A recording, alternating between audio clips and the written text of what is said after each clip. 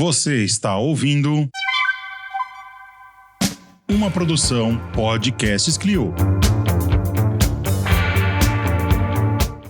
A museologia social nada mais é que a relação, as relações entre os seres, os patrimônios e os meios, todos os meios.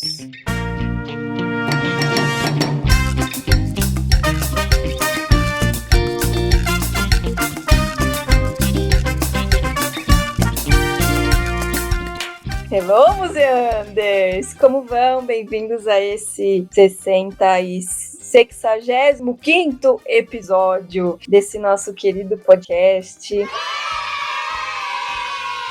E cá estou eu, Marina Gouveia, como host de hoje. Estão com saudades da minha voz? Espero que sim, mas tudo bem, se não também. Bom, esse episódio, ele é muito especial para mim, porque vamos tratar de um assunto também muito especial. Eu assumo, eu sou clubista. Sim, esse museu do qual falaremos hoje e de algumas possíveis histórias sobre ele. Ele foi o primeiro museu que eu trabalhei, gente! O primeiro museu que abriu as portas para mim, para que eu pudesse ser estagiária, que é o nosso querido Museu do Ipiranga, Museu Paulista da USP. E aqui comigo, para apresentar esse programa, temos a maravilhosa, ruiva, acobreada, Juliana Gueiros. Inclusive, tô precisando fazer a raiz. Se algum cabeleireiro aí tiver uma promoção, eu estou aceitando. Olá, museanders, como vocês estão? Brasil! Espero que bem, ansioso. Também o Museu do Ipiranga foi um dos primeiros museus que eu já entrei, né? Logo foi um combo Pinacoteca, Museu do Ipiranga e todos esses que as escolas fazem a gente ir, né? Obrigados em primeira instância, mas depois a gente acaba gostando e resolvendo virar museólogo, se tem algum sorte ou azar. Mas enfim, bem-vindes. É bem isso, Ju. Eu lembro que quando eu entrei, meu pai que me levou, não foi nem a escola. Poxa, meu pai me levou e eu pensei, quem trabalha aqui? Anos depois, sem saber, era eu que tava trabalhando lá. Enfim, Ora.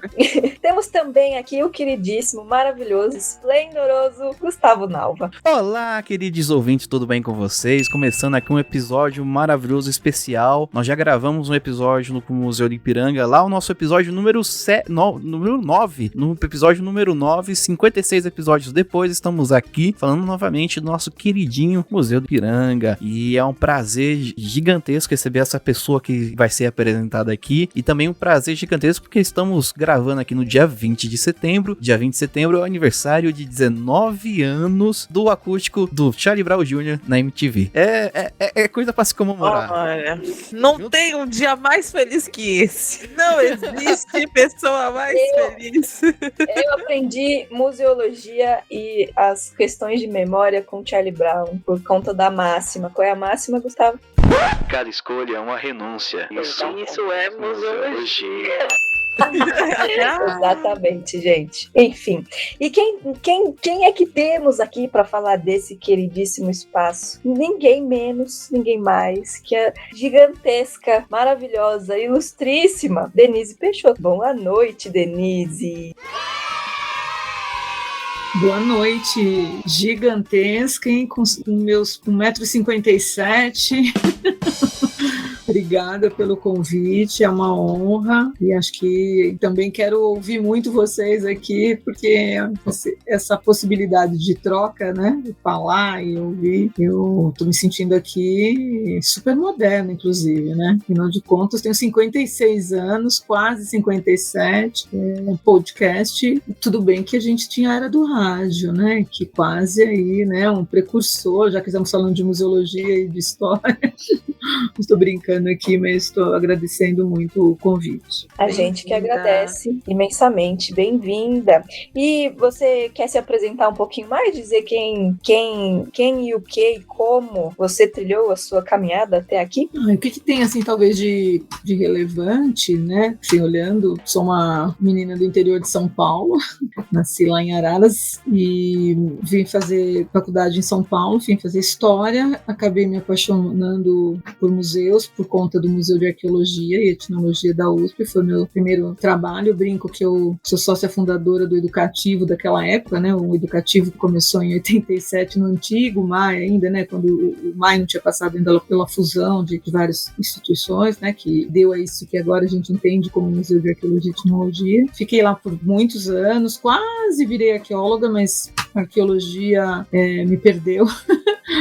Que bom pra ela, né? Tô brincando aqui também. Mas assim, eu realmente me apaixonei por educação e por museu, né? Então eu acabei ficando nessa área e anos depois eu comecei a trabalhar no Museu do Ipiranga e também tive o prazer, o desafio, né, de dar início ao educativo do Museu do Ipiranga, que até 2001 não existia formalmente, né? Então em 2001 eu entrei no Museu do Ipiranga para dar início, né, a um serviço dentro da instituição, né, um serviço educativo. Acho que isso é talvez o mais interessante, porque afinal de contas estamos aqui por conta disso mesmo, né, de museu, de educação e do Museu do Ipiranga, que hoje a gente chama de Museu do Ipiranga, mas a gente atormentou muitas pessoas, né, lembrando que o nome dele de batismo, esse também é uma grande questão, né, porque volta e meia alguém acha que alguém mudou, depois remudou. Na verdade, o nome dele é de abertura lá em 1895, 93, né, quando é feito o primeiro regimento, era o Museu Paulista, um museu de história natural, o Museu Paulista, instalado no Monumento do Ipiranga. O nome que sempre as pessoas conheceram, por motivos óbvios, né, do região, do riacho, do hino nacional, né? Então é o Museu do Ipiranga e agora nesse processo de reabertura, a instituição achou por bem adotar mesmo, né,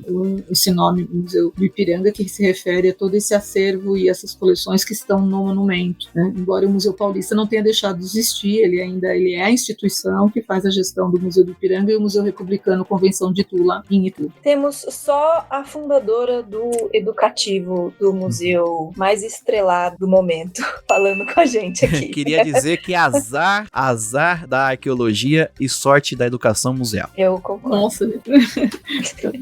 Não, assim, a gente faz as coisas, né, mas assim, em parcerias, né, foi um processo sempre que eu tive a sorte de ao longo, na primeira etapa lá no Museu de Arqueologia, éramos mais 2 pessoas, né, que trabalhavam, montamos aquele serviço educativo do antigo MAI, né, Cristininha, Judite, foram as parceiras, né, não comecei sozinho, né, para não ser injusta com ninguém.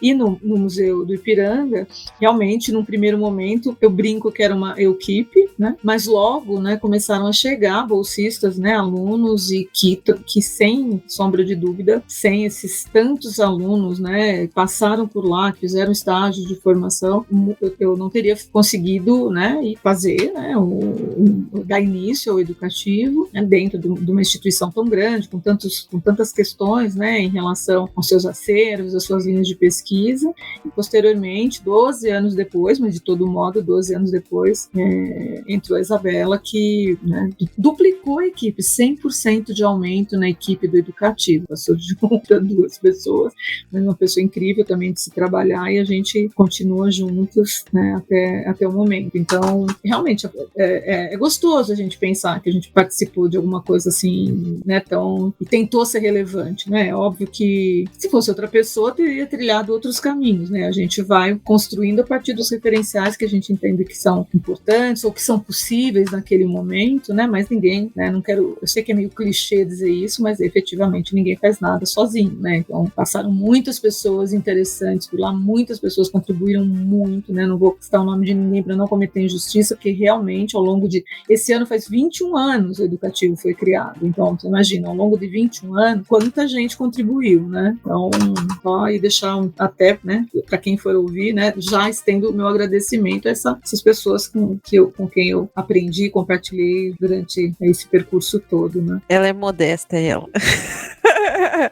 Não, mas é interessante mesmo, né? Essa ideia. É muito importante a gente acabar lembrando que tudo é feito em rede, né? Desde sempre. Apesar de que às vezes a gente acaba sendo uma equipe. Quando outras pessoas se juntam, fica tudo melhor mesmo. A museologia é feita disso. Posso contar um segredo? Eu acho que eu sou o único da chamada que nunca entrou no museu.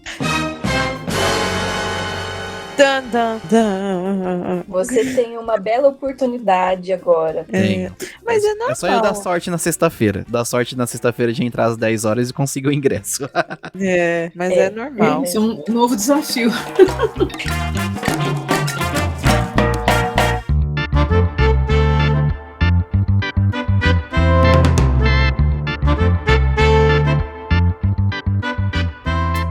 Então, a gente tem o episódio 7, né, Gustavo? Gravamos com Isa, lá 9, há muitos anos. E agora, acho que vale a pena a gente retomar um pouco, né, esse contexto do fechamento do museu. Denise, você pode contar um pouquinho pra gente? Por que ele fechou? Em que circunstâncias? Assim, também trazendo o seu ponto de vista, com certeza, né? Como foi chegar lá e não poder trabalhar? Então, eu pelo menos fui avisada antes, porque desde 2005, né, talvez até anteriormente, mas eu estou falando dentro da minha história do museu, começou em 2001.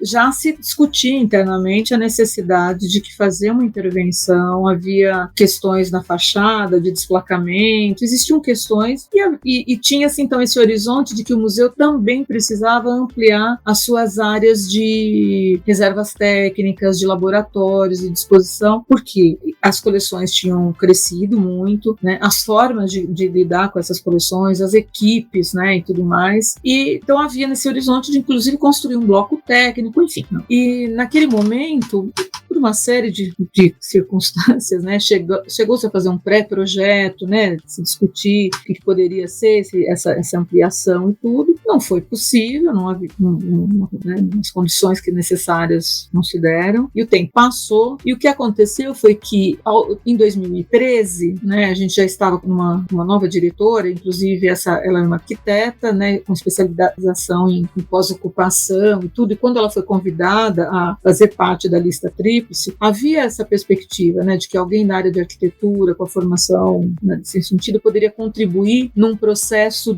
né, talvez uma possível transferência, enfim, um fechamento parcial, né, do que eu me lembro, tinha a ver isso.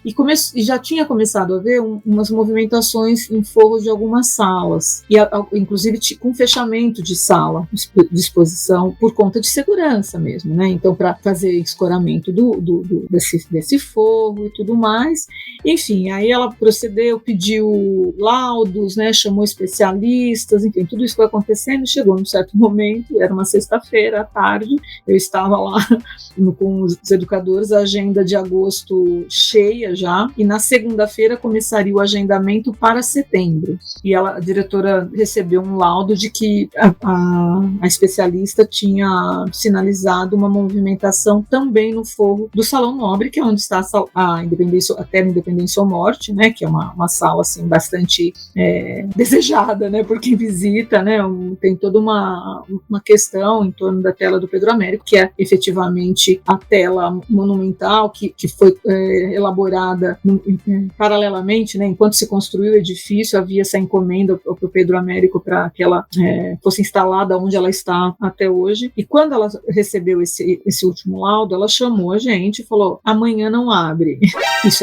O amanhã era sábado, né? Domingo, com todo o impacto que isso ia ter. Na segunda-feira a gente teria que ligar para as escolas, desmarcar, e ela achou por bem não correr nenhum risco, não que, pelo menos também, gente, eu estou aqui me baseando na minha memória, né? Nada, e são 9 anos de fechamento. Então, eu me lembro, assim, não que estivesse numa iminência de despencar, de cair, mas assim, ela trouxe essa questão da segurança. Se acontecesse, tinha acontecido uns desplacamentos de argamassa, já tinha criado, inclusive, nas entradas, uma proteção por onde as pessoas com tela, né? E ela avaliando como arquiteta, como ela achou por bem que era melhor não deixar mais, não esperar mais e fechar. E realmente foi assim, foi engraçadíssimo, porque chegou na segunda-feira, efetivamente a gente não tinha muito para onde ir, tinha uma casa já alugada, porque havia toda uma intenção de se levar um determinado tipo de acervo para uma casa bem pertinho pertinho ali do lado entre o Sesc e o museu ali.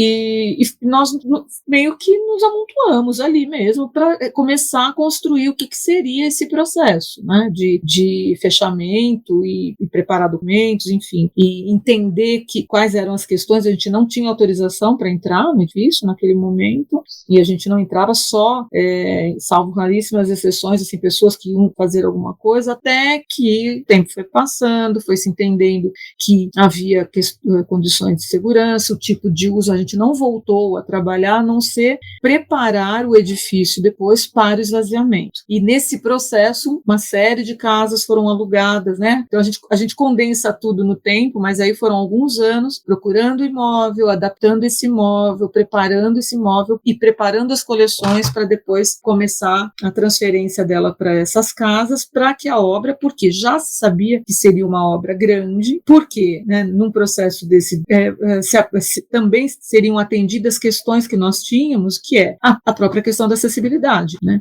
Eu lembro que a Silvana Cambiaghi, que foi durante muito tempo, né, ela geria, inclusive, a Comissão Permanente de Acessibilidade do município, e aí eu lembro ainda antes do fechamento, ela dizendo que nós estávamos ali entre os campeões de reclamação, porque as pessoas chegavam no andar térreo e não tinha elevador para subir para ver o primeiro andar, que inclusive é onde está, que tinha mais 2 grandes exposições e a própria tela do Pedro Américo. Isso gerava, era uma questão já que não dava mais para se admitir, né?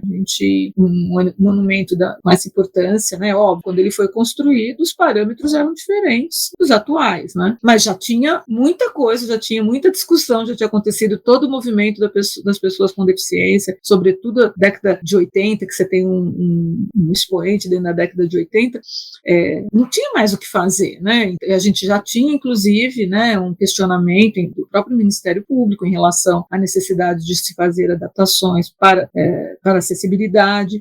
A gente tenho que ser justa também, né? A gente tinha feito algumas pesquisas, tinha trazido especialistas, assim, lembro que a ideia de mudar o elevador que a gente tinha para um elevador adequado, mas aí o fosso necessário, não tinha o espaço necessário para comportar o tal do elevador, não tinha a questão de compatibilizar a escada como rota de fuga e o elevador. A gente chegou a ver uma lagarta de subir a escada, daí a gente descobriu, quando a gente estava vendo isso, que ela é condenada pelo Ministério Público, ela não deve ser usada, entendeu? Então teve idas e vindas, né, para tentar, e aí culminou mesmo no fechamento, que eu particularmente, na minha modestíssima opinião, isso é controverso, nem todo mundo, eu acho que foi uma decisão corajosa e acertada, eu acho mesmo, eu acho que a sociedade merecia, que o próprio museu, o edifício merecia, e eu acho que talvez, aí também é tudo no campo aqui da suposição, gente, talvez se não tivesse havido esse movimento, né, talvez a gente não tivesse conseguido fazer uma obra tão grande, com tantos bons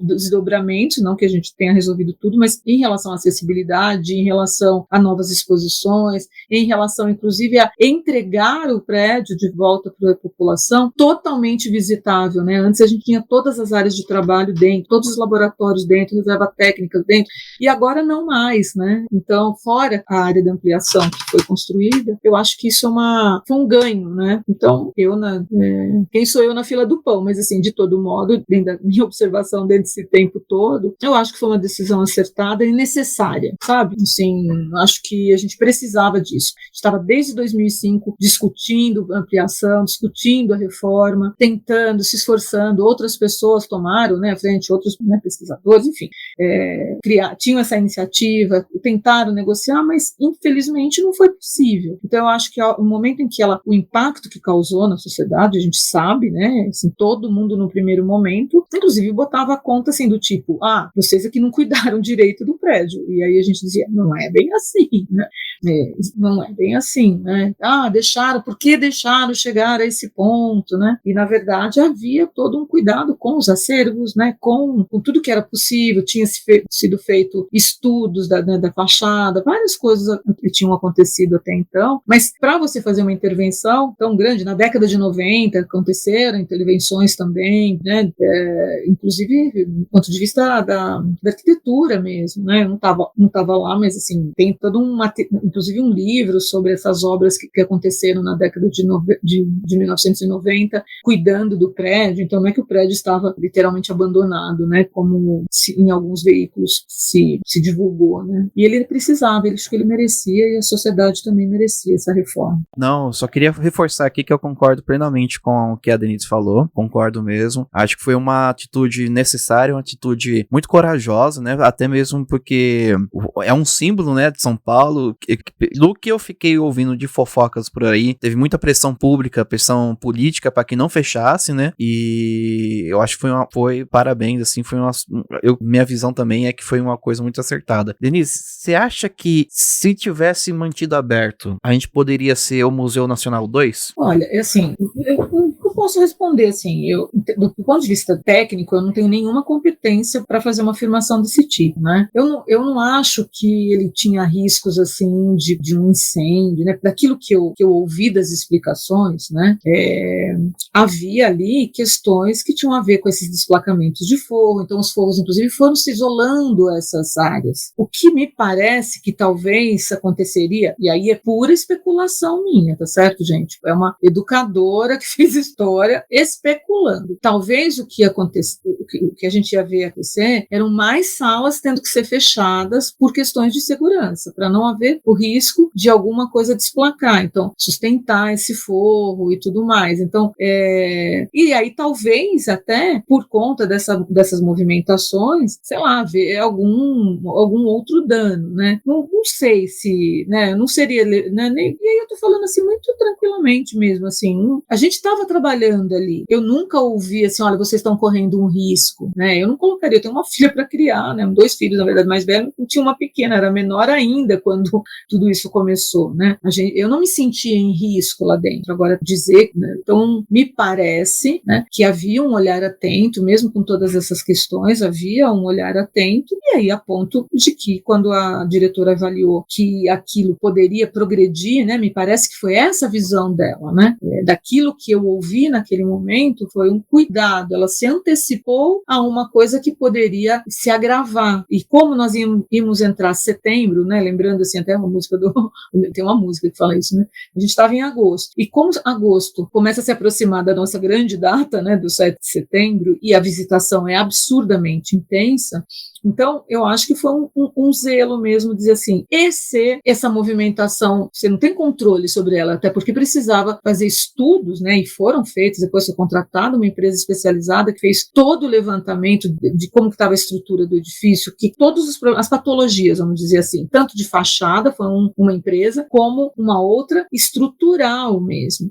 e assim, as condições do prédio, assim, é uma construção muito bem, né, o que o próprio arquiteto fez, o projeto, né, de reforma e ampliação, ele fala assim que é um trabalho, o Bezzi, né, o engenheiro Bezzi que fez o projeto, um projeto belíssimo, né, o tipo de amarrações, enfim, as questões técnicas lá, a forma como ele levantou as paredes, amarrou os telhados e tudo mais, realmente garantiram para esse prédio essa vida tão longeva, né, só que a gente foi fazendo novos usos, né, foi demandando do edifício novos usos, e aí ele chegou uma hora e ele falou, gente, assim, eu personificando o edifício aqui, mas assim, o edifício deu mostra, eu lembro muito da pessoa que estudou as fachadas e por que havia desplacamento, né, o Saraçá, eu lembro dele falando, ele fez uma fala assim para nós, e ele comparando o edifício como um corpo mesmo, né, essa coisa da patologia, de por que ele não estava mais, lhe dando sinais de cansaço, vamos dizer assim, ele merecia ser cuidado, né, então eu empresto dele essa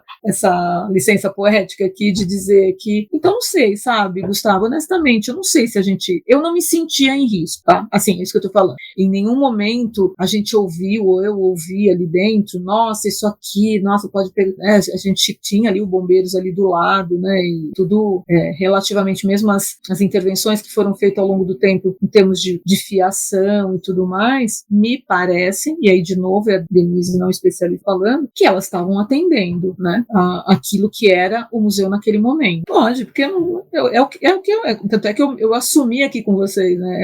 Não sou especialista, não me parecia. Pelo que eu vivia lá dentro, me sinto segura. Sim, é muito importante essa etapa aqui da conversa, porque ainda tem muita gente que vem perguntando por que o museu ficou tanto tempo fechado. Então, eu tinha que explicar algumas vezes, porque eu estava lá quando o museu fechou. Denise chegou e falou, gente, a gente vai se reunir no bosque. Nossa sala de trabalho agora é o bosque. E depois virou o parque, né, os containers e tudo mais. Eu estava no dia dessa fala do... Eu chamo ele de Sabará, as ideias. Saraçá, né? Sobre as questões do prédio, né? A gente olhou pelo lado de fora, assim, né? Eu lembro dessa etapa, né? Falando do prédio do lado de fora. Enfim, e aí fiquei esses anos todos, as pessoas vinham e perguntavam por que tanto tempo fechado, e vinham já falando que o museu estava caindo aos pedaços e não sei o que, nananã. Eu ficava assim, nossa, gente, quantas vezes a pessoa visitou o museu para dizer que ele estava caindo aos pedaços e por isso ele fechou, sabe? Então, criou-se um estigma, assim, criou-se mais uma, né, memória inventada sobre o prédio, o museu. Então, é muito importante a gente falar sobre isso, porque é um processo longo planejar tudo isso que foi feito com o prédio, né? E eu acho que acho que a Denise falou isso no começo, né? Se não tivesse acontecido essa decisão, não tivesse sido bancada, vamos fechar e vamos fazer tudo desde o início não, com profundidade, né? Não vamos só fechar uma parte ali, resolve ali, depois fecha outra, resolve ali, sabe? E fechando salas aos poucos e resolvendo aos poucos, né? Talvez a grande questão da acessibilidade no museu não teria ganhado o corpo que ganhou, né? E as pessoas que visitaram agora, depois da reabertura, que vieram falar comigo, a primeira coisa que elogiaram foi isso. Nossa, quanta coisa tem no museu pra gente encostar, pra gente ouvir. E assim, a maioria das pessoas que eu conheço não tem deficiência. Então foi muito legal para as pessoas sem deficiência experimentar o museu daquele jeito. E quiçá então para as pessoas com deficiência, né? Eu não conversei com ninguém com deficiência para saber, mas fico aqui imaginando. Inclusive você, querida pessoa com deficiência, que entra em contato com os nossos conteúdos, se quiser dar aqui o seu relato, se você visitou o museu. Enfim, fica aí o convite. Mas eu acho, só amarrando, é de extrema importância difundir essa informação, porque me parece que as pessoas ficaram num limbo durante 9 anos, com diversas informações, diversas versões, né, desse fechamento vindo de várias fontes, e depois ninguém mais falava nisso. Aí agora, que é o evento, né, de abertura, 200 anos da independência e não sei o quê, o museu foi reaberto e entrou de novo nos holofotes, e um monte de veículo produzindo conteúdo e trazendo informação e trazendo outras versões de outras histórias.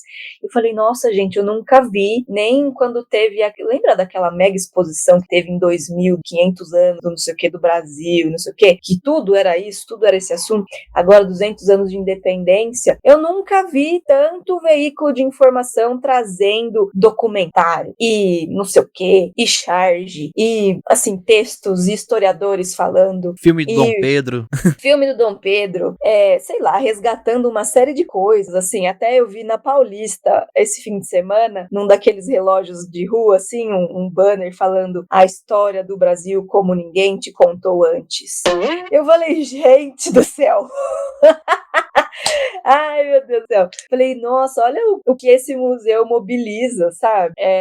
Então, é muito importante a gente ter esse compromisso com as informações, o compromisso com os fatos que a gente tem agora, né? O porquê ele ficou fechado, o porquê demora, são processos cuidadosos, né, são equipes, trabalhos de vidas, né, 20 e tantos anos, não, menos, né, 9 anos a menos, não sei fazer conta, mas muitos anos de educativo ali, né, agora tem 21 menos 9, eu não sei fazer a conta quando o prédio foi fechado, né? Mas enfim, não é do dia pra noite que isso acontece. E eu lembro também que em uma visita, acho que foi, me pareceu, né, uma visita de contrapartida, de trazer alunos da USP para visitar a obra do museu, e aí, a obra de restauro, né? E eu lembro de que eu aprendi naquele dia o que era uma prospecção em relação à arquitetura. Então, eu não lembro o nome da moça, desculpa, mas ela estava explicando, Fabiola? talvez, ela estava explicando que tiveram que fazer, tipo, descascar camadinha por camadinha do piso, da parede, das madeiras, não sei o que, nananã, para descobrir o que havia por dentro daquela casca, né, entre aspas, do edifício, e descobriram coisas maravilhosas, assim, soluções geniais de arquitetura, que se não fosse esse momento, essa pausa para mergulhar nesse fechamento, talvez a gente não saberia, porque muitos das informações o Besi levou de volta com ele para a Itália, algo do tipo, né? E se perdeu, né? E se perderam essas informações. Então, tiraram as madeiras do chão para ver como é que ele tinha solucionado a questão das vigas para fazer um segundo andar, como que ele solucionou, ele tampou arcos, então o primeiro andar tem vários arcos, assim, que sustentam o segundo andar, eles estão todos tampados, uma solução muito genial, assim, para aquele momento, né, da cidade de São Paulo, em que a gente não tinha tantos prédios daquele tamanho e com mais de um andar, né, porque não é a estrutura é alvenaria, né, tijolinho e madeira e coisas vegetais, né, tem aquela parede de fibra de palmito jussara, né, então, enfim, eu lembro, ficou bem marcado para mim isso, da importância dos processos de restauro e do tamanho desse prédio para ser restaurado, sabe? Então, o trabalho, acho que eu continuei sendo educadora do museu, mesmo não trabalhando no museu, porque as pessoas perguntavam essas coisas, sabe? E aí, de novo, eu vou falar eternamente isso, quanto é importante a gente divulgar esse tipo de informação do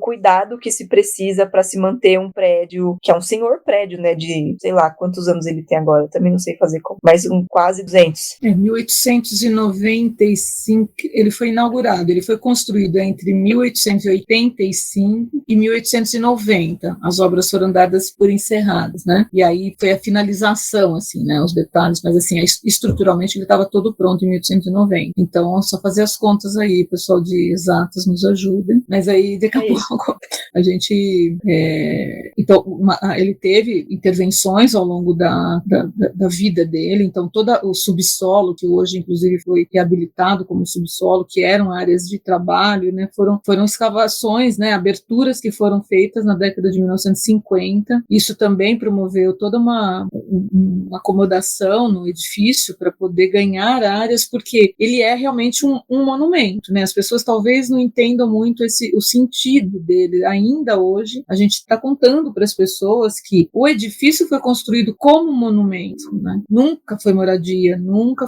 teve um outro uso que não, primeiro era para ser um lugar mesmo de celebrações, né, de comemorações cívicas, um monumento em homenagem ao Dom Pedro e à independência, e paralelamente à sua construção havia uma discussão do seu uso, mas é por conta da República tendo sido proclamada em 1890, em 1889 e em 1890, quando as obras são dadas por encerrada, há essa discussão de que uso, e aí então, no monumento, até que ele é uma grande fachada, né, os pés direitos de cada área enormes, né, mas ele é pouco profundo, né, a ideia é projetar essa monumentalidade lá no alto da colina, né, e bem acima do riacho, né, onde estariam todos os eventos relacionados àquilo que ficou marcado, aquilo que entrou para a nossa história, esta narrativa, né, em relação à independência no Ipiranga. Então, o que é interessante, né, destacar é que só aí então, nas discussões de uso já pelos republicanos, é que se faz a opção de instalar no monumento uma coleção, então um museu paulista, uma coleção, né, que são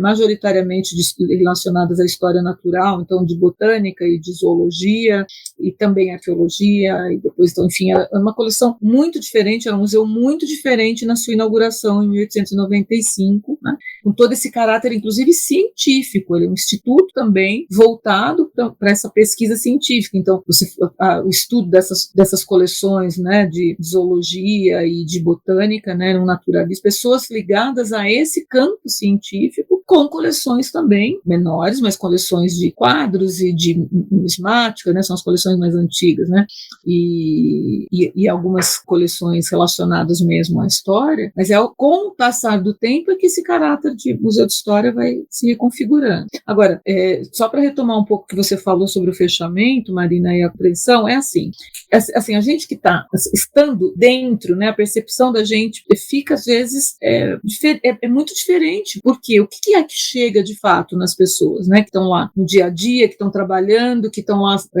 algumas vezes só ouvindo a grande imprensa, um jornal, um telejornal à noite, que traz a informação dentro de uma perspectiva mais específica. Então, assim, havia um esforço da direção, assim, que as coisas, inclusive, se configuraram, né, de entender o que estava nessa decisão, tudo, de deixar sempre a informação bem atualizada do que estava acontecendo naquele momento. Mas a gente vive uma sociedade, assim, um tempo, né, não sei se é a sociedade, mas enfim, a gente vive um tempo que a gente é aquela coisa do excesso de informação, né? Humberto Eco já nos alertava sobre isso, né? Você tem tanta coisa sendo disseminada, compartilhada, divulgada, etc. Filtrar isso, organizar essa informação e formar uma referência crítica daquilo, existe inclusive um esforço da gente. E aí é óbvio que você tem que ter um repertório e um interesse. Onde é que eu vou buscar uma informação mais apurada? Eu vou entrar em contato, eu vou no site do museu, o que eu vou fazer para eu ter uma informação mais sistematizada? E aí acaba acontecendo um pouco, talvez a gente chegou a fazer uma exposição no 7 de setembro, acho que foi no segundo ano de fechamento, com painéis que tentavam um pouco com imagens, né, historicizar um pouco, inclusive, esse momento da obra, o que estava acontecendo, quais eram as perspectivas daquele momento, mas é ali, né, assim, o alcance dessa informação nem sempre é aquele que a gente acha que está acontecendo de fato, né, o que é que de fato chega nas pessoas.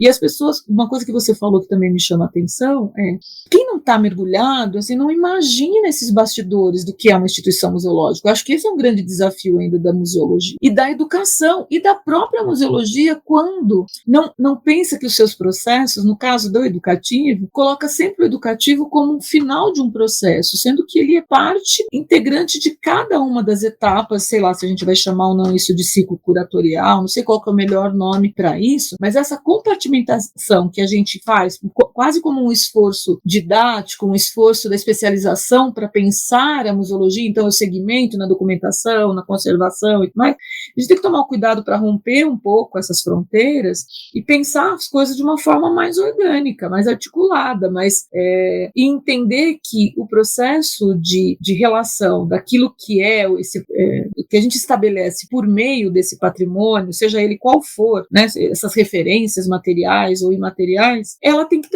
ser muito mais partilhada, por um lado, né, uma coisa, estou falando mesmo de corresponsabilidade das diferentes áreas, porque inclusive o que chega até o visitante muitas vezes, que é aquele momento quase que mágico, né, da exposição pronta, muitas vezes. E para uma exposição acontecer, e aí, pegando de novo o que você falou, para uma instituição, para um museu, né, ser um museu, você tem uma série de ações que desdobram em outras ou que requerem, né, elas tanto derivam de escolhas, né, e de ações, como elas se desdobram, né, em outras, né, que cria mesmo uma teia, uma rede para que a exposição, aquele momento em que o visitante está dentro da exposição, né, e aí está dentro mesmo, vamos forçar o português aqui, mas mal passa pela cabeça dele todas as implicações para que aquilo aconteça. Então eu acho que, e aí eu encerro essa linha de raciocínio longo em relação ao fechamento, que é assim, muitas pessoas perguntavam para a gente, eu acho que talvez você se lembre um pouco disso também, mas para mim me perguntaram, nossa, o museu fechou, você é do educativo, você vai ser mandado embora? Porque não tem mais museu, porque também entender que educação em museu não é só mediação, não que isso seja menor ou pouco ou secundário, só estou dizendo, mediação é uma das tantas formas de se fazer educação em museu. Mediar, estar junto com o público dentro da exposição, porque o que a gente falava quando fechou é assim, o museu não fechou, o que fechou temporariamente são as exposições para visitação pública. Não é semântica só, era exatamente isso. Nós trabalhamos muito, nós fizemos muitas coisas, todas as equipes, enquanto as exposições não eram reabertas, enquanto o prédio, inclusive preparar o prédio para tudo aquilo que ele passaria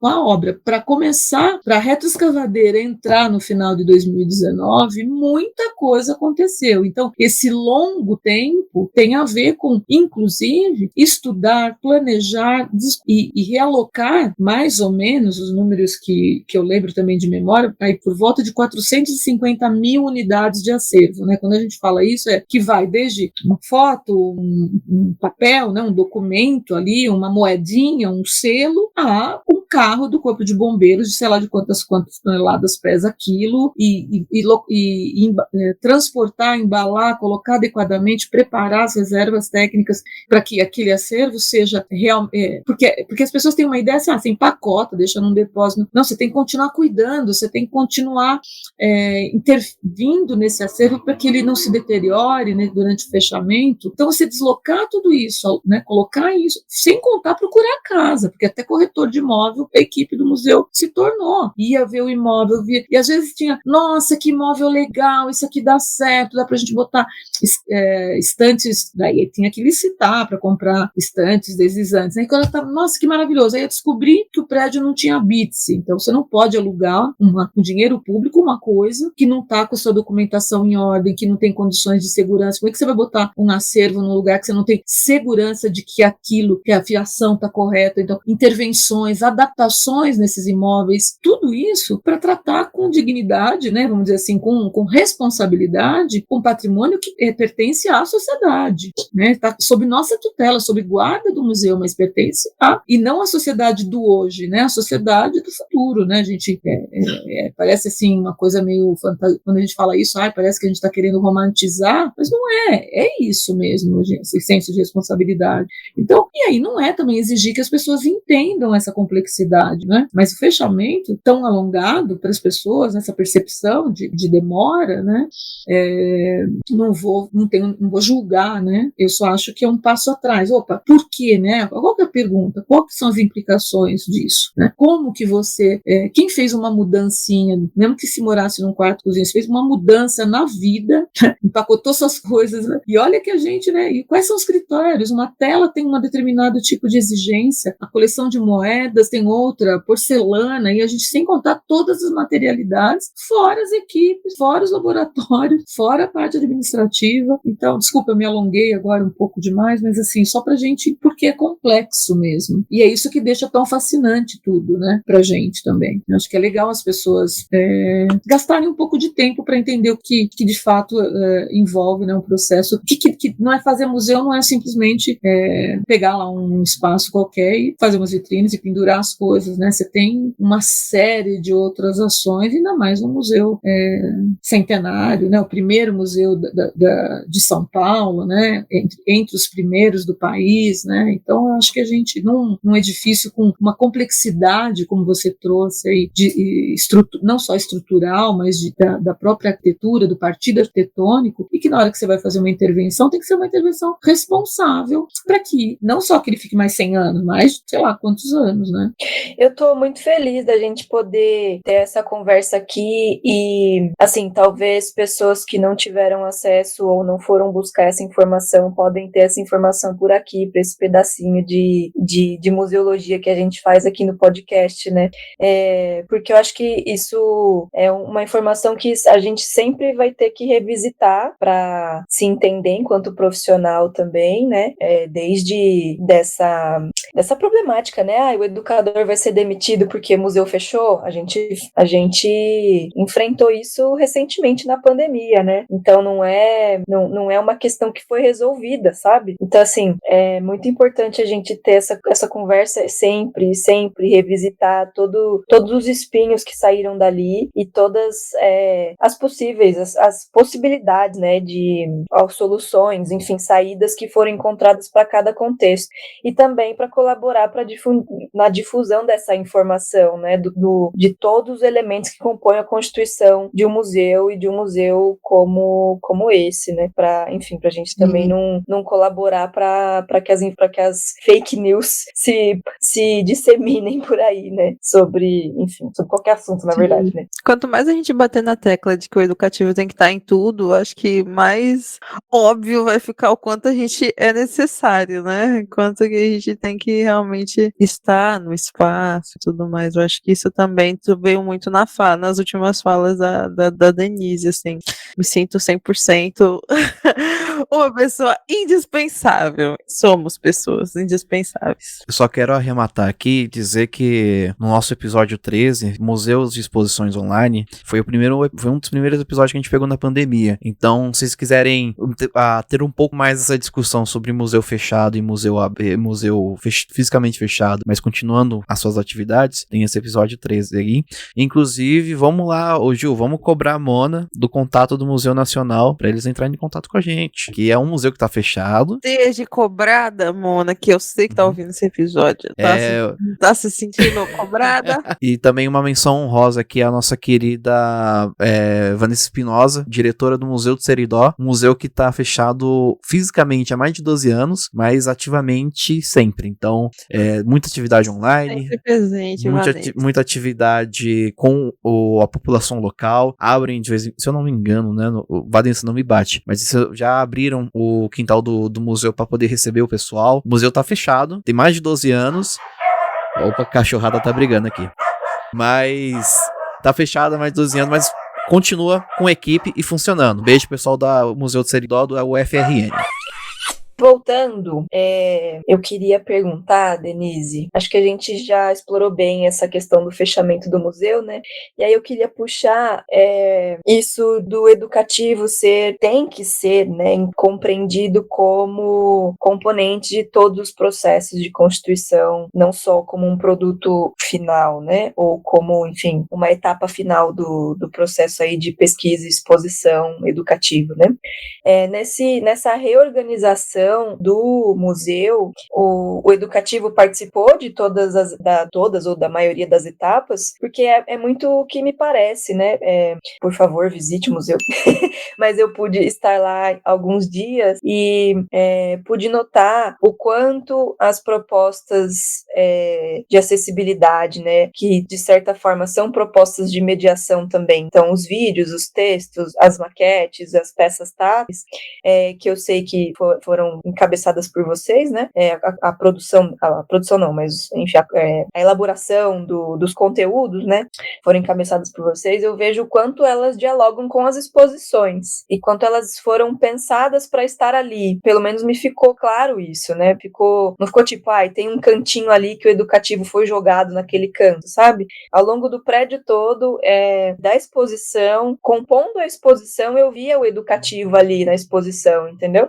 Então, se você puder contar como foi esse processo de elaboração, de criação desses conteúdos e o diálogo com as outras equipes do museu também, enfim. Olha, assim, o que eu acho bem importante, assim, Marina, esse foi um processo que começou a ser construído, né, essa relação, já muito antes do fechamento. Então, assim, e eu quero tomar um pouco de cuidado, né, porque às vezes a gente fala assim, tem uma questão que tinha um eu ali só porque era eu a educadora, não tinha mesmo outra educadora, mas assim, numa perspectiva de colaboração de equipe, né? Então, mas assim, efetivamente, quando eu entrei no museu para montar o educativo, embora eu tivesse tido um tempo no MAI e tinha uma experiência de um tipo de educativo, eu estava entrando numa instituição com toda uma questão de visitação, assim, exponencial, né? Perto do MAI, né? O tamanho da visitação, as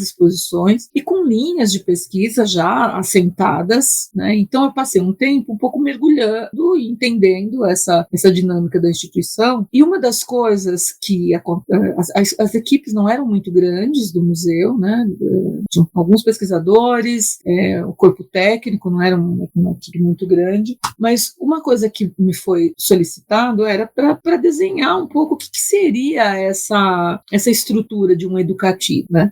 E uma das primeiras coisas, né, que eu fiz foi propor essa discussão de que o educativo participaria também do processo de discussão de exposição, das exposições, e naquele momento, você é bem franca, menos como assim, numa perspectiva de uma palavra final, era muito mais porque, estando enfronhado no processo de pensar a exposição, tudo aquilo que ia ser pensado para o público, assim, as visitas, os materiais, isso se daria de uma maneira teria muito mais potência, inclusive, porque eu estaria muito mais enfronhada no conteúdo da exposição, eu teria tido muito mais tempo para digerir tudo aquilo, para entender, para estudar, para não pegar uma coisa que estava finalizada e aí pensar para pensar daí um material, para pensar a mediação. Então, num primeiro momento, o movimento era, olha, estando aqui o educativo, né, e à medida em que a gente está dialogando, eu vou trazendo dúvidas, proposições, a gente vai conversando, e isso pode, de alguma maneira, reverberar nessa proposta. Então, os pesquisadores, na época, né, os docentes, cada um no seu tempo, e as exposições, a gente tinha um processo mais segmentado, né, de rever as exposições. Mas já começaram nessa coisa de, vamos chamar a educadora, a gente vai discutindo, vai participando das discussões da exposição, vai pensando em um material. Então, isso foi sendo construído, e a ponto de, quando nós tivemos uma reformulação de uma galeria inteira, de uma ala inteira, que foi o professor Paulo Garcês entrou, e ele tinha um edital da Caixa, e ele propôs a reformulação de uma galeria que resultou na exposição que chamava Imagens Recriam a História. Então, ele reinseriu as pinturas de gênero, né, pintura histórica, uma discussão sobre elas nessa exposição. Essa era a proposição. E nesse momento lá, eu sou péssima de data, mas é mais ou menos 2006, 2007, por aí, esse período. Quando o Paulo propôs essa exposição, e a gente começou a sentar e discutir sistematicamente, e sentava o pessoal da conservação, o pessoal da museologia.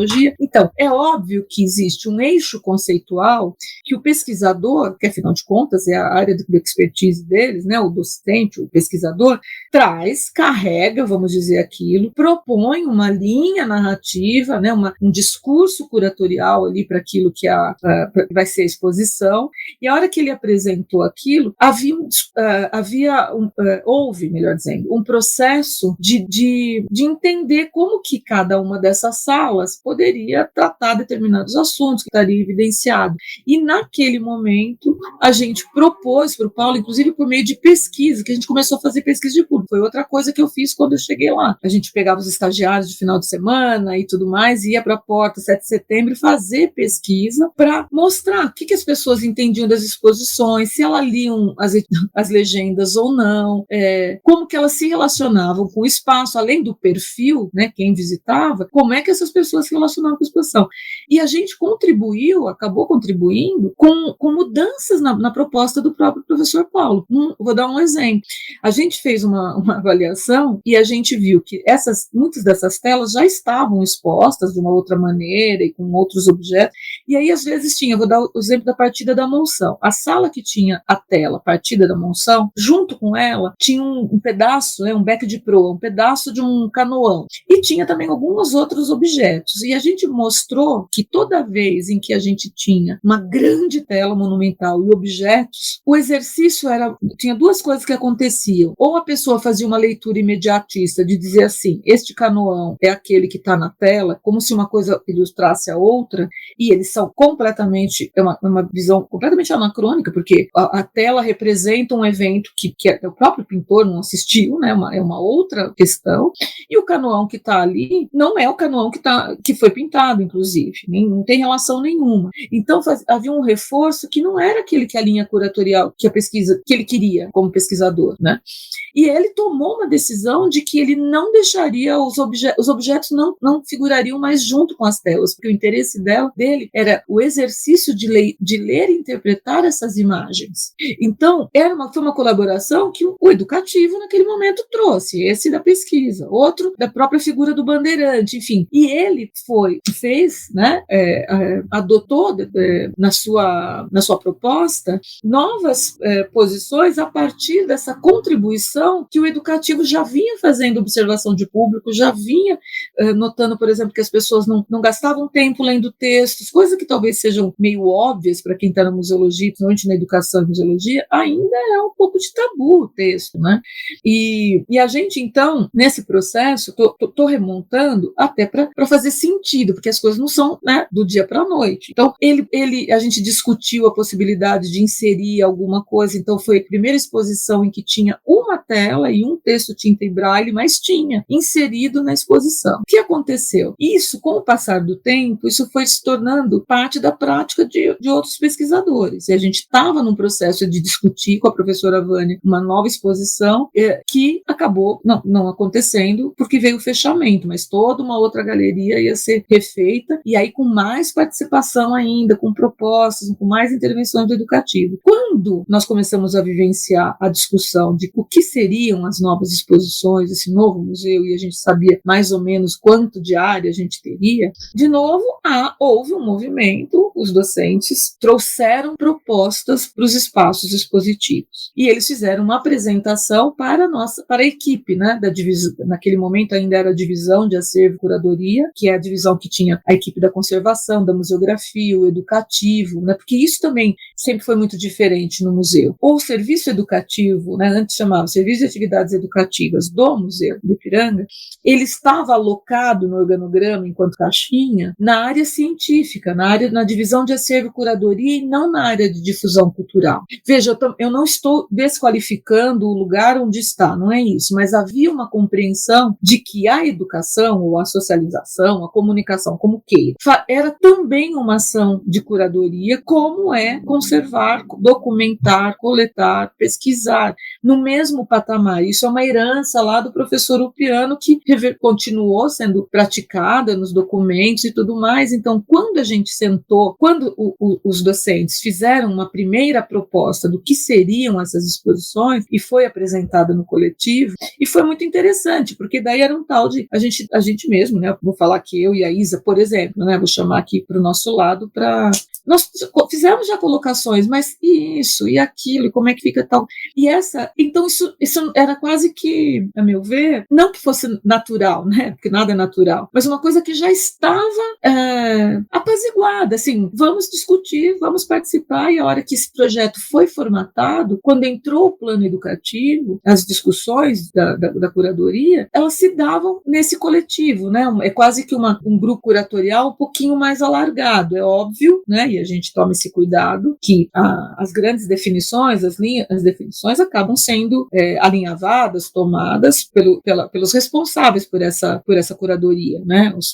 Cada docente se incumbiu ali de uma exposição, então em alguns casos em 2 ou 3 exposições, porque são 11 mais a temporária, então e o número de pesquisadores bem menor, mas desde aquele momento a gente estava participando das discussões, e a gente também trouxe as propostas do que a gente entendia que deveria ser essa exposição, não ser a exposição do ponto de vista do específico do conceitual, que aí está alinhavado na pesquisa desse curador, desse docente, mas de que maneira aquilo poderia ser potencializado ou desdobrado. E aí foi muito legal, isso eu tenho que dizer. Não estava mais em questão a premissa da acessibilidade, então como é que a gente faz com que essas exposições sejam acessíveis, até onde a gente vai com essa acessibilidade. Então isso estava dado lembrado, inclusive em todos os documentos de partida, né, que você olha lá, o plano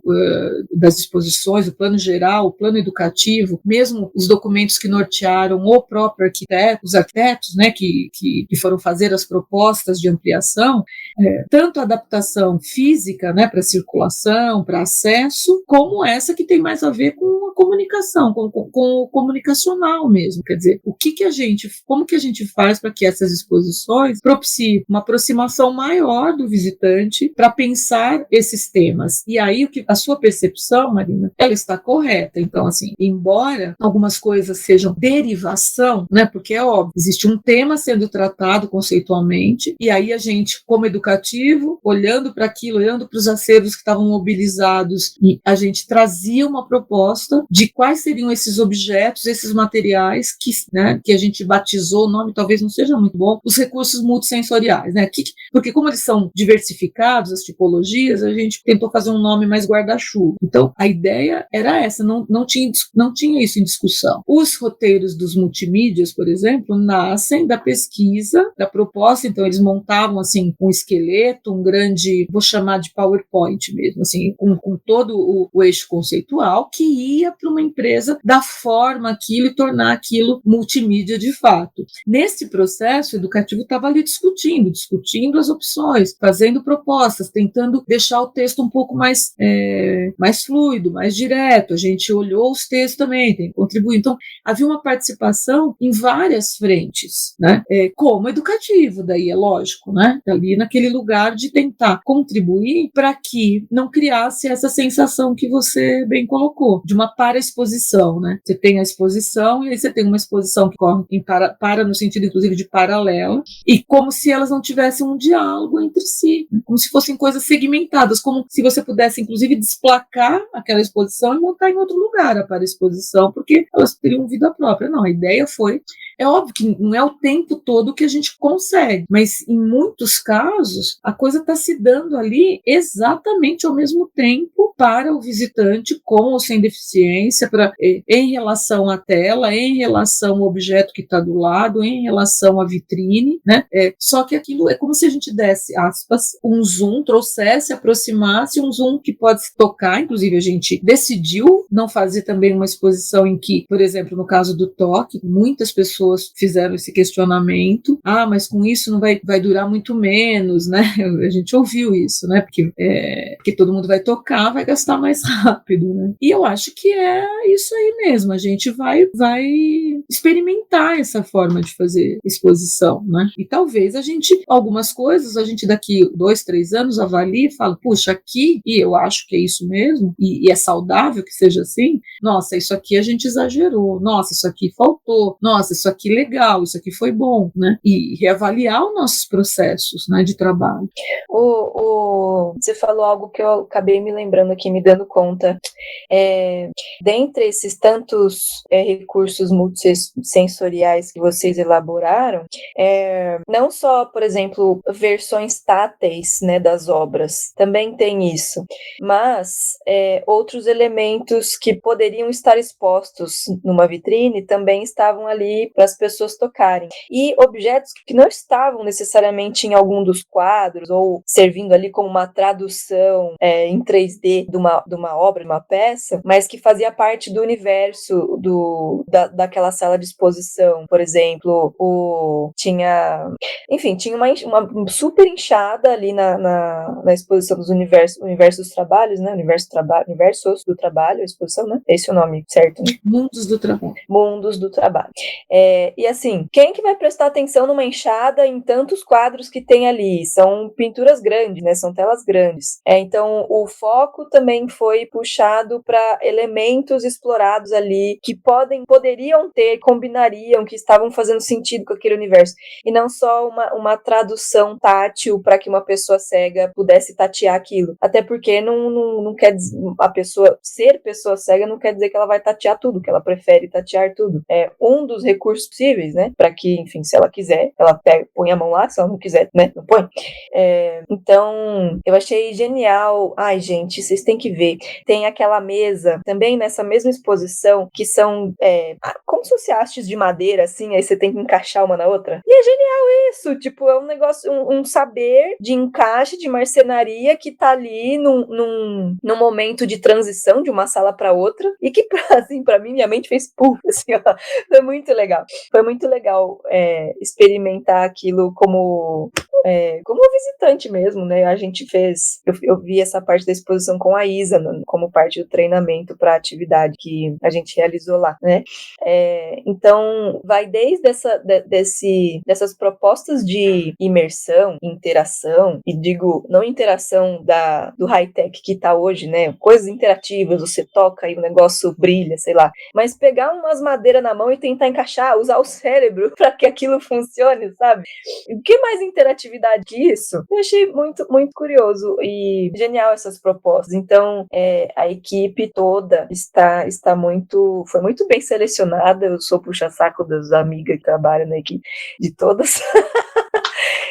E os resultados foram muito, muito legais, assim, para qualquer tipo de pessoa que visite o espaço. Eu digo isso diante dos meus privilégios todos, né? Como eu falei, não conversei com nenhum outro visitante diferente de mim, né? Pessoa pessoa com deficiência, né? Não conversei com ninguém.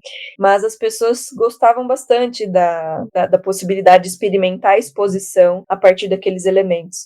E algo que eu percebi é que as pessoas estavam acanhadas. Ai, pode? Será que pode? Será que não é só para pessoa com deficiência isso aqui? Então, foi um passo além também nessa questão de pessoas podem tocar isso independente das suas características, né? Se quiser, a gente pode finalizar nessa pergunta. Só vou fazer um comentário, Marina, em relação a essa coisa do todo. É assim, o que eu acho que eu acho que eu até preciso elaborar isso, assim, agora eu tô falando até conceitualmente melhor, né? Vocês veem como se serve para alguma coisa que eu vou falar a partir de agora, mas assim, o que eu acho é que a gente tinha também uma prática enquanto educativo de tocar o objeto, então isso eu devo, essa herança eu trouxe do MAI. E é óbvio que tem outros educativos do mundo que faziam manuseio de objetos, aqui não é uma, né, não tô chamando nenhum tipo de batizando a mãe da criancinha, não é isso, assim, a gente aprende, a gente adapta, a gente, né, mas assim, a minha experiência no MAI com a professora Elaine, né, foi ela é inclusive anterior a aquilo que depois ficou consagrado como educação patrimonial, né, que da Eileen Hooper Hill, né, que foi aprender a sociedade a partir dos objetos. A Elaine tinha uma proposta por ser arqueóloga e no processo de trabalho com os objetos, com a materialidade, com a cultura material, fazer essa aproximação que é com aquilo que é o concreto do objeto em primeiro lugar. Primeiro eu olho, eu observo, eu entendo a materialidade, eu entendo por que foi aquela matéria-prima e não outra, se tinha outra, quem usou, então aquelas perguntas todas para o objeto. Então, quando eu cheguei no Museu do Ipiranga e ali naqueles primeiros momentos, eu comecei a construir uma linha de raciocínio semelhante àquilo e, de certa maneira, havia uma ressonância, porque lá eu tive contato com um texto da professora Heloísa Barbuí, que é nessa mesma direção, entendendo a sociedade através dos objetos, uma coisa mais ou menos assim, aquele texto. Um texto, inclusive, para professores e tal, que, de certa forma, ia ao encontro daquilo que um pouco eu entendi o que era educação em museu. Então, a ideia inicial foi começar a fazer uma reservinha técnica. Existe uma facilidade nesses nossos museus históricos, não que eu acho que os objetos, inclusive as exposições mostram isso, né? O objeto não é aquele objeto do passado, né? A gente tem essa ideia ainda, aquele objeto antigo, né? Não, objetos do nosso cotidiano, tem objetos que se preservam até hoje, né? A gente tem lá uma jarra de abacaxi de plástico, que até lá naquele programa que tinha, né? Cômico, né? Tinha Grande Família, é isso, obrigada. Virou um ícone ali, né? Então você vai nessas lojinhas aí do tipo R$1,99 e você encontra para comprar ainda essas jarrinhas de plástico de abacaxi que remontam uma série de referências, que é isso que a exposição vai fazer, do porquê, afinal de contas, a gente faz uma jarra em formato de abacaxi para servir, né, a nossa água, né? Sendo que lá dentro provavelmente não vai ter o suco do abacaxi, mas vai ter qualquer outra coisa, inclusive. Então, pensar sobre os objetos, pensar sobre essa materialidade, o que ela diz a nosso respeito, que diz dessa sociedade que produziu, que consumiu, que descartou, fez virar objeto de museu. Então, esse núcleo inicial era uma forma. E aí, somado a isso, favorecia esse toque consciente, abriu um canal de aproximação que, em muito, que removia uma barreira que existia para o cérebro.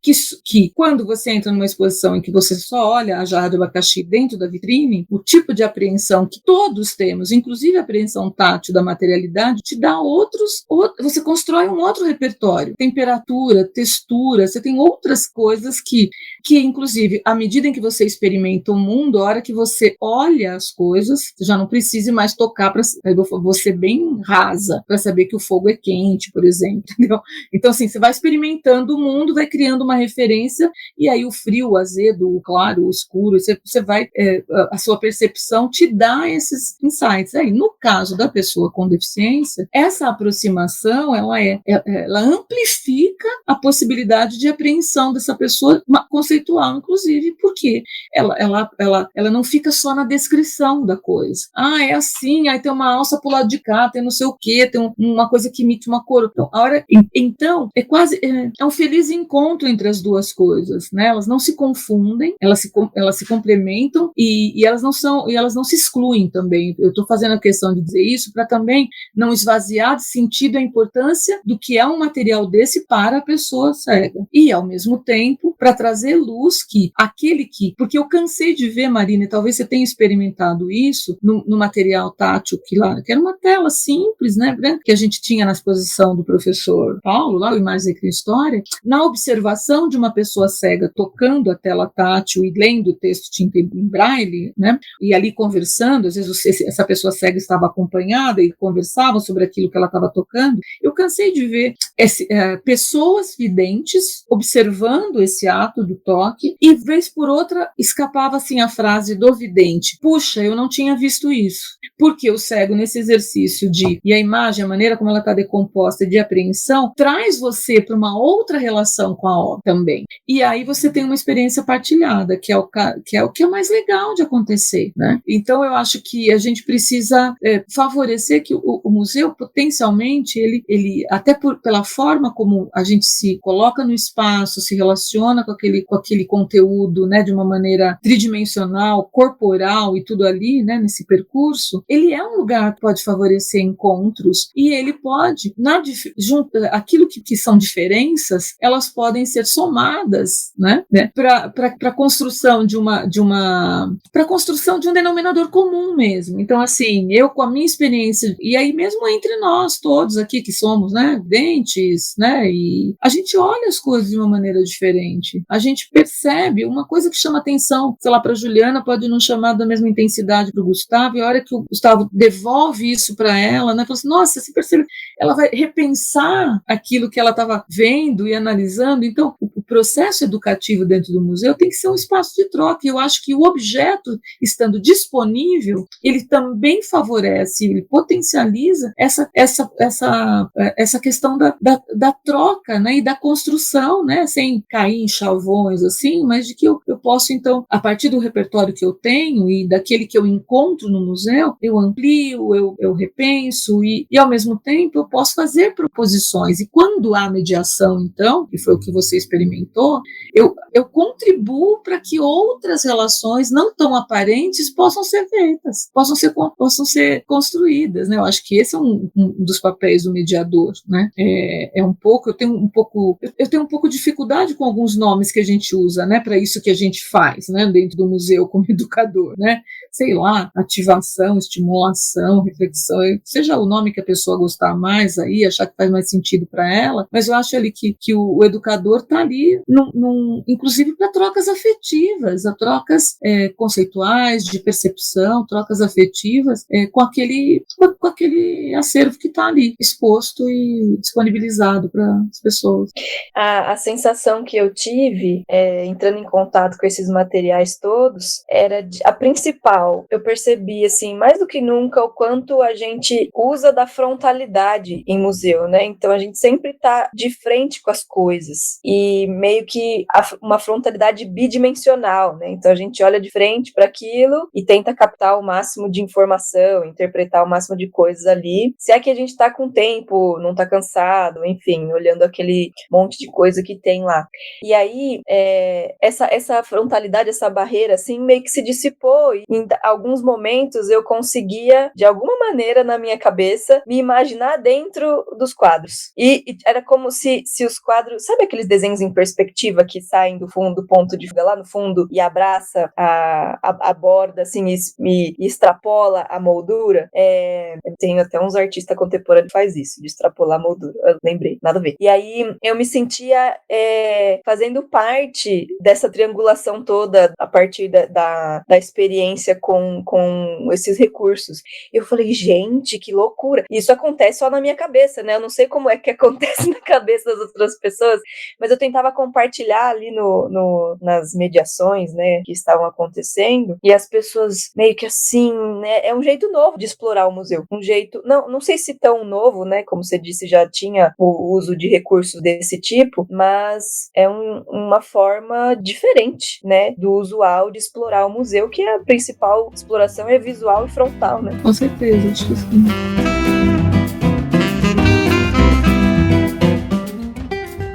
Pessoal, museanders, esse assunto rende muitas conversas, muitos fios foram puxados aqui, e se a gente sempre puxa mais fio, né? A gente gosta de fio, então a gente vai puxando cada vez mais fio, e, enfim, tudo indica que teremos uma segunda, terceira, uma quarta, enfim, uma segunda, pelo menos, segunda parte, discussões que advêm do nosso querido Museu do Ipiranga, Museu Paulista da USP, né?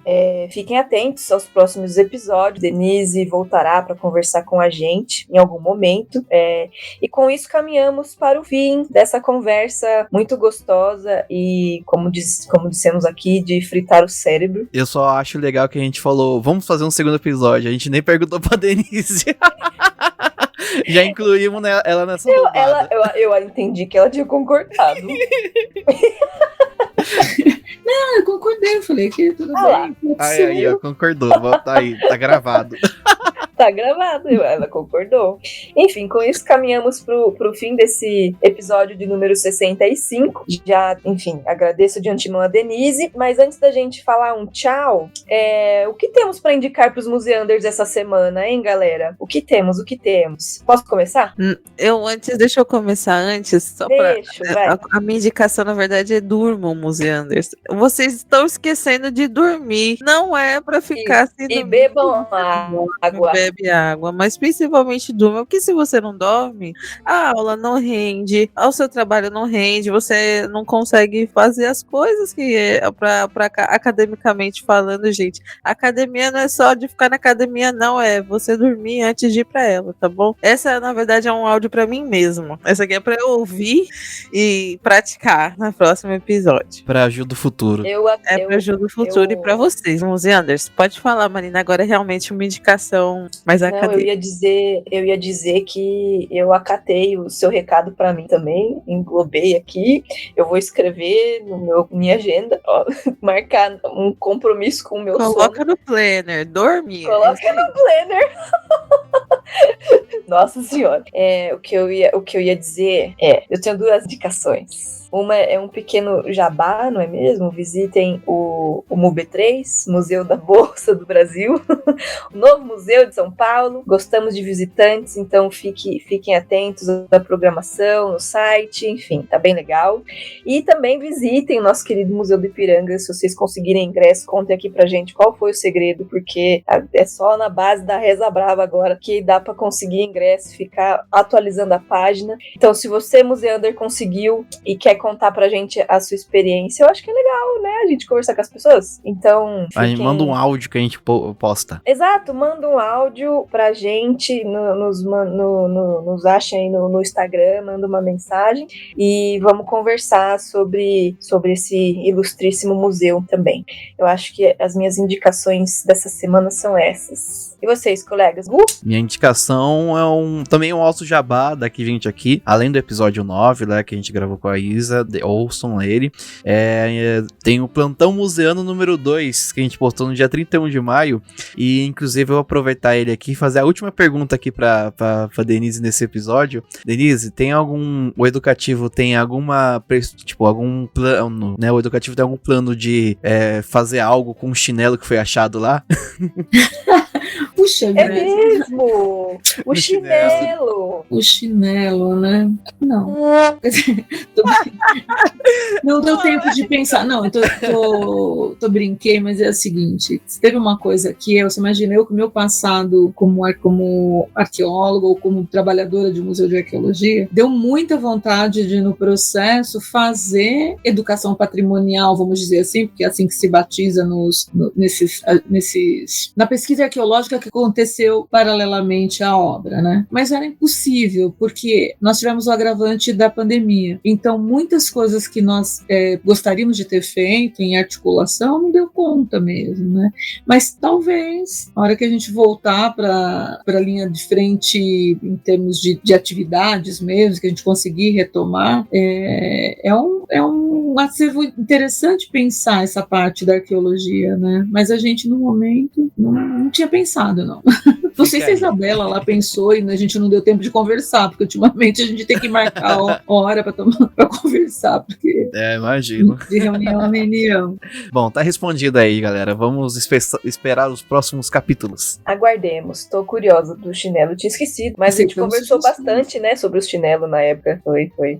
Enfim, Ju, tem mais alguma sugestão além de nanar? Não, Denise, beber água, obviamente. Bebam água. E tentar incluir uma fruta no seu dia. Tá bom? Se E tentar der. regular a ida ao banheiro. Regulem só a ida ao banheiro também. Fruta é caro, a gente sabe. Mas, e Denise, tem alguma... Eu queria dar uma sugestão. Eu Por acho que muitas favor. pessoas conheci, mas é a última semana daquela exposição do Museu da Empatia, né? Que tá ali do lado da Casa das Rosas, né? Eu levei minha filha esse final de semana. Da outra vez eu tinha ido. Eu acho que a gente está precisando tanto de empatia, mais do que, sabe, de cuidados, de cuidado com o outro, né? Uma sociedade mais gentil, calorosa. Então, sei lá, a minha dica é essa, né? Praticar a empatia e talvez começar lá, calçando o sapato de alguém, ouvindo a história, porque só cada um sabe onde aperta o calo, né? A gente tá bem na área dos pés, né? Chinelo, carro. Uma coisa assim, bem. Adorei. Muito boa indicação. Eu preciso ver aí na exposição, é a última semana, né? Vou dar um jeitinho. Enfim, agradeço imenso, Denise, a você ter participado dessa conversa e ter já entrado no embalo e conversar um outro momento também. Muito, muito, muito obrigada por todas as reflexões aqui, né? Todas as fritações de cérebro que a gente conseguiu alcançar hoje. Muito, muito obrigada. E bom, eu que agradeço. Foi uma honra para mim poder. Eu gosto muito de falar, é óbvio, do trabalho, do que a gente tentou fazer. E a ideia também é que as pessoas indo, né, usando, mergulhando naquilo, né, especialmente também as pessoas com deficiência, para a gente pensar o trabalho que a gente fez, né, não está acabado, né, não é uma acabada, assim, a case de sucesso, né, exemplo a ser seguido, né, longe de nós, que a gente não caia nessa armadilha, né, a gente começou, abriu a porta, a ideia é usar, discutir, mudar, né, é isso, e por fim, é possível um educativo participar do processo e é possível fazer acessibilidade partindo assim, do começo mesmo, sabe assim, não adaptação depois que tudo está pronto, pensar de uma maneira articulada, é possível, e um edifício histórico, né, até piso tátil a gente tem. Ora, galerinha, Olha, eu vou nesse museu só pra fazer vários vídeos pra esfregar na cara de algumas instituições e pessoas. Obrigada. Muito Ai, o prédio é tombado. Depois a gente podia pintar, Então, né? assim, gente, o prédio é tombado nas 3 esferas.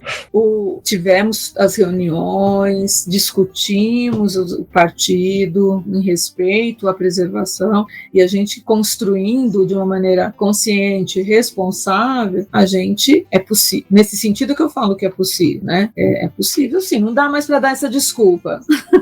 Não tem Não dá, desculpa. Lógico que tudo vai ser feito de maneira responsável. Não estou falando isso para amenizar, gente. Sim, Tô falando que tudo vai ser feito com responsabilidade, mas essa coisa de que não dá pra fazer. Já não cola mais. Inclusive, eu achei linda o cinza do piso tátil. Ele não destoa do piso, que era eu lembro que era uma questão, né? Ai, vai estragar o piso, não sei o quê. É um negocinho que cola, né? Piso tátil é colado. E escolheram uma cor que esteticamente, né? Que também deveria ser uma preocupação ali em cima do piso, ele não estraga nada. Tá bem bonito, inclusive. Achei que combinou. É um cinza que mesclou ali na paleta do piso. Ficou bonito. Mas enfim, visitem o museu, não deixem de fazer isso. Tá muito legal, tem bastante coisa. Fiquem à vontade para explorar os recursos com responsabilidade. Falamos isso muitas vezes aqui, né? E os outros espaços que foram abertos, né, do museu. Agora a gente tem a oportunidade de conhecer salas que a gente não podia entrar antes, certo? Com isso, também deixo aqui o meu lindo e amoroso, carinhoso e acobreado obrigada para Juliana Gueiros. Adorei, obrigada, cobreado. Rima, é lindo. Já consigo ver brilhando também. Muito obrigada eu, Mago, Denise. Muito obrigada por estar aqui e por aceitar estar de novo. Então, muitos outros questionamentos vão vir no próximo episódio. Só um até logo aqui para Denise e um até logo para vocês, museanders, também que ficaram até aqui. Beijinhos.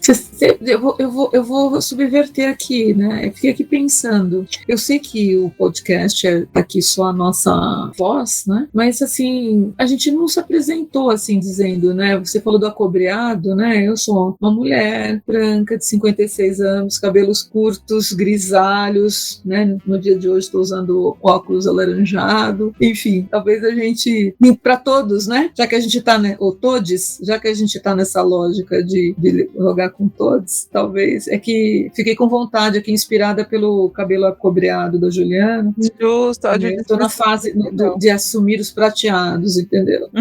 Massa. A gente pode começar a incluir isso em audiodescrição. Acho que a gente não fez muito porque, como é só áudio, a gente acaba tirando a ideia da imagem, né? Mas eu brinquei aqui por causa disso, só uma brincadeira mesmo. É uma boa. Vamos Mas é algo a se pensar, é isso. É algo a se pensar. É algo a se pensar. Fomos provocados ao vivo, os Anders. Vamos pensar. Eu não saberia me descrever, eu acho. Já fiz exercícios do tipo, mas enfim. Queria agradecer também o queridíssimo, maravilhoso, ilustríssimo Gustavo Nalva. Eu que agradeço, foi um episódio maravilhoso, muito bom estar aqui com vocês, gravando esse episódio, muito bom. E, bom, vamos para a próxima, né? E espero conseguir, sim, o ingresso para visitar o museu. Se eu conseguir, eu aviso. Boa. Agradeço a todos de novo, agradeço imensamente os museanders que ficaram até aqui nesse episódio. E é isso, deixo um beijo maravilhoso para a equipe também que participou de toda a elaboração desses materiais, que a gente falou bastante hoje. E os museus, os recursos multissensoriais e os educativos seguem vivos.